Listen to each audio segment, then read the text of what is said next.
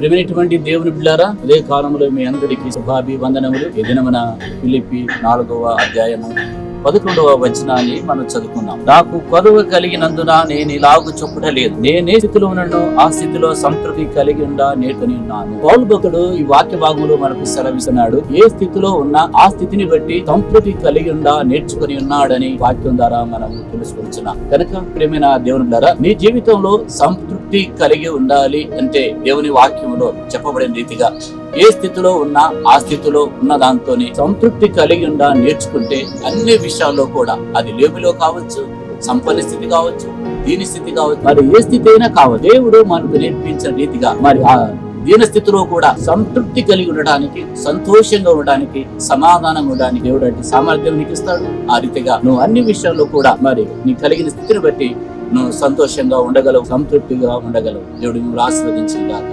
ఆమేన్.